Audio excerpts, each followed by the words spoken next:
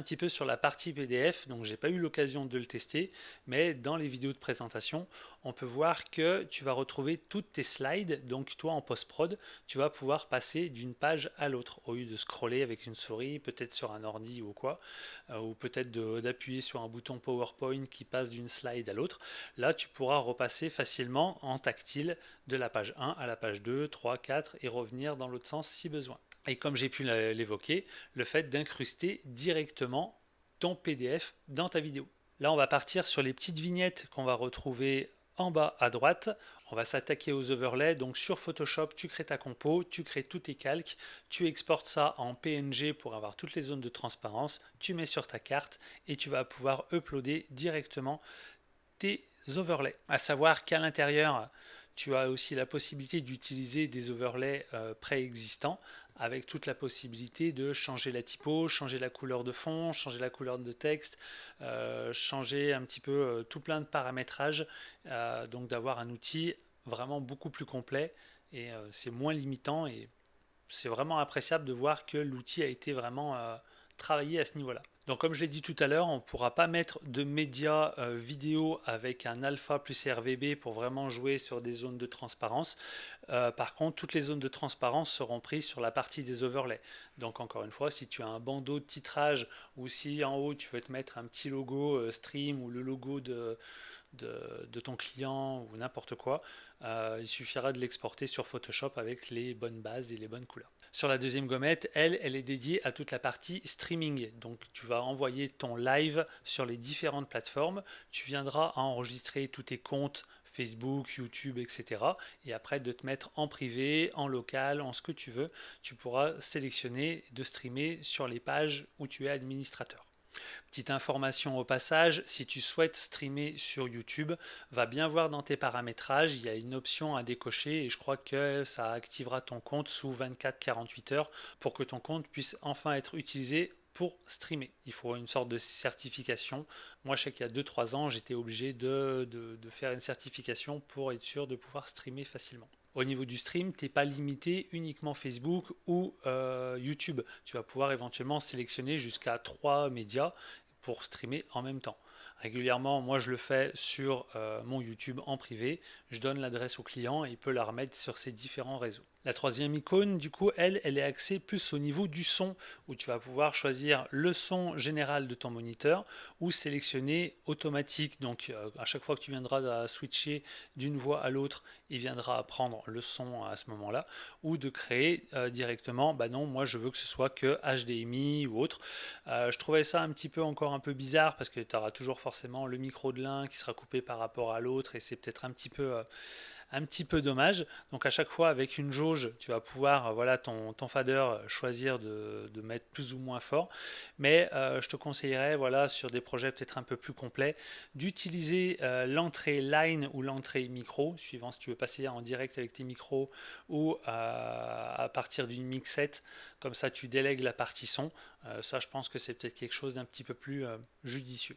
La quatrième icône, j'avais adoré déjà sur la version 1 de la Yellowbox, c'est le scoring. Alors le scoring, encore une fois, c'est pour toutes les personnes qui font de la captation de matchs de foot ou n'importe quel type de match, de rajouter voilà, un bandeau avec le nom des équipes, les logos. Maintenant, cet outil a été un petit peu plus voilà, pimpé avec la possibilité, encore une fois, de changer les typos, changer les couleurs de fond. Donc vraiment quelque chose de beaucoup plus complet. Je reprends un petit peu, de rajouter un petit peu aussi les timers, le nom des équipes, l'affichage, la disposition. C'est un outil qui est super intuitif et qui va pouvoir ouvrir des parts de marché super intéressantes, comme j'avais pu l'évoquer sur la première vidéo. Ça offrira des parts de marché. Donc les gars, si vous avez dans l'idée de développer un petit peu plus la partie sportive, à savoir que pas mal de matchs ont l'obligation par rapport au Fédé d'enregistrer entre 1 et 2 matchs suivant la ligue, hein, bien sûr. Donc juste en tant que pas sauvegarde, mais voilà, d'avoir un suivi des équipes.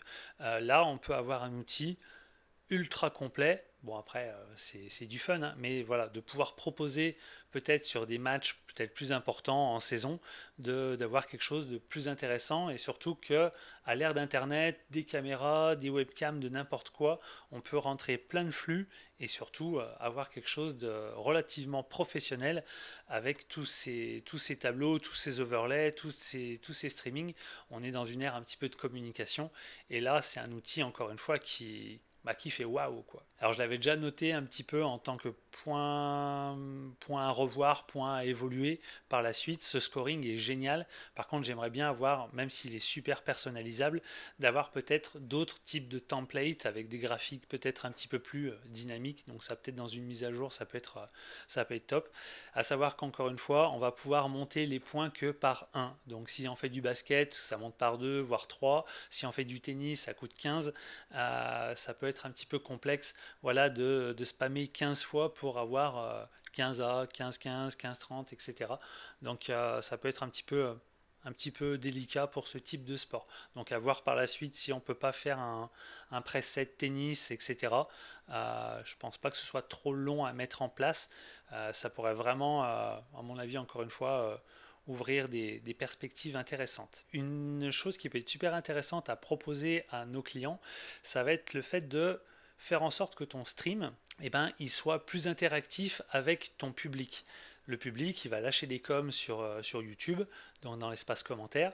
Et ben toi, tu vas avoir accès à ces commentaires et tu auras la possibilité, si tu les trouves pertinents ou si la personne qui est à côté de toi veut gérer ce moment-là, eh ben elle va pouvoir décider de les faire afficher directement sur l'écran principal. Donc tu retrouveras le nom de la personne qui a laissé le com et son commentaire. Comme ça, toi, tu vas avoir un peu une sorte de ping-pong entre l'intervenant et les internautes. Et ça, c'est rare qu'on me le demande, mais ça peut être des choses maintenant qui peuvent être super cool à proposer à sa clientèle. Et la dernière gommette, du coup, c'est la petite roue crantée des réglages où on va retrouver nos différents modes de switcher. Donc, comme j'avais dit, un clic ou deux clics. Les fonctions de la carte SD, donc si on veut que la vidéo, encore une fois, est-ce qu'elle elle se lance dès le début? Est-ce qu'on a une boucle qui continue? Est-ce que ça fait une pause quand j'arrête ma vidéo?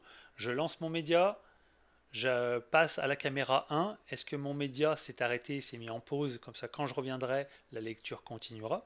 Ou est-ce que du moment que je l'ai lancé une fois, peu importe, bah, il tourne à l'infini? Ou à chaque fois que je recliquerai dessus, est-ce que mon média va se relancer depuis le début? Un petit SD Card Manager, donc qui te permet de voir un petit peu l'intégralité de ta carte, donc de voir un petit peu l'espace disque et des médias qui ont été enregistrés. Toujours la possibilité via la sortie HDMI, donc les entrées, la sortie, de si on se dit bah voilà c'est une belle dalle, c'est intéressant, mais si est-ce que je veux avoir un espace de travail plus confort? Est-ce que je l'envoie directement sur un écran plus grand, télé, écran d'ordinateur, du moment que tu es en HDMI, après tu t'embêtes pas. C'est une option qui existait déjà sur la première version, la possibilité de sortir via ton HDMI, soit tout simplement ce que tu es en train de voir sur ta tablette en version plus grand pour avoir voilà, un espace de travail peut-être plus confort. Donc encore une fois, la souris aura peut-être plus d'intérêt, ou de sortir directement via le HDMI ton master. Donc c'est un petit peu gadget pour moi, mais l'option suivante, ça va être au niveau des transitions. Tu auras encore tout un tas de possibilités de transition. Perso, je reste un petit peu old school avec vraiment des choses très, très basiques, du cut, voir si ce sera un léger fondu, mais ça ira pas plus loin. Mais bon, si tu veux la jouer un petit peu créatif, tu auras tout un tas de fonctionnalités, de zoom, de transition cube, flip, etc. Donc moi, je suis moins fan. Ce qui peut être intéressant, je vois que sur les dernières mises à jour, tu as sur la partie de ton cut la possibilité de lui donner aussi une durée. Est-ce que tu veux qu'il ait voilà, un léger fondu, donc ce sera peut-être plus l'option d'en dessous, fade. Donc si tu veux un fondu qui a jusqu'à 3 secondes maximum, ou un fondu beaucoup plus rapide, ou quelque chose de beaucoup plus lissé. Donc là, on va rentrer dans un sujet qui est super intéressant pour moi, c'est au niveau du recording setting. Tu vas pouvoir enfin choisir si tu veux du constant ou du variable au niveau de ton bitrate.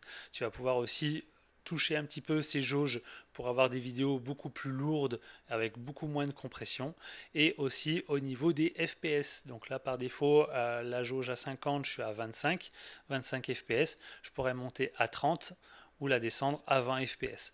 Donc par défaut, laisse-la à 25 et si t'es pas trop sûr, balance tout en 30. Et encore une fois, oublie pas de cliquer sur Done et pas sur la petite virgule pour revenir. Et là du coup, on s'attaque au dernier menu qui est le Recording Limit, qui lui, je trouve ça peut être super intéressant.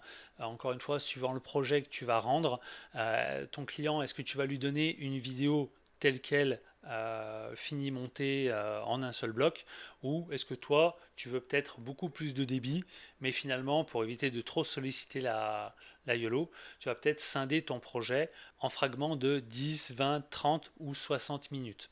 Comme ça t'évite, s'il y a un problème, de perdre tout ton rush. Peut-être ça peut être une alternative de scinder ton projet. Après, tu t'en moques, l'idée c'est surtout d'avoir une backup de ton projet. Si tu dois donner au client, fais en continu. Si toi tu veux une backup pour toi avec quand même peut-être plus de débit et être sûr que la YOLO derrière elle puisse encaisser, essaye de le scinder en bloc peut-être de 10-20 et de refaire peut-être un export à la maison en remettant tous tes blocs les uns après les autres. Bon alors cette YOLO Box, qu'est-ce que je peux en dire de plus? Honnêtement, c'est un super produit. Il est extrêmement bien fini. Le fait de pouvoir mettre plus de HDMI pour des projets peut-être plus sommaires, plus basiques, on a toujours envie d'en mettre toujours plus et de se limiter, de partir avec des caisses et des caisses de matériel. Là, au moins, on a vraiment quelque chose d'ultra portatif. J'aurais peut-être une tendance à vouloir utiliser cette version-là plutôt qu'un Item Mini par exemple. Je sais qu'en prestation, je préfère avoir quelque chose d'un peu plus intuitif et de pouvoir jouer sur tout un tas de médias. L'un des points qui est aussi super appréciable, c'est que dans la boîte, ils vont te fournir, c'était pas prévu dans la version 1, mais un petit film de protection, à savoir que, encore une fois, comme les smartphones, tu as un tactile extrêmement réactif, et là, tu vas te retrouver avec un mini plexi qui t'évitera peut-être les effets de traces de doigts, les rayures ou quoi. Partie unboxing, bon ça va être rapide, hein. Un petit livret de présentation, un petit carton mousse, ça c'était plus pour protéger avec le QR code et les différents réseaux sociaux. Un USB-C vers USB, USB-C vers USB-C, une petite clé SIPAN et un petit trombone pour enlever la carte SIM. Tiens, j'en profite pour faire une petite parenthèse sur cette nouvelle version de la YOLO.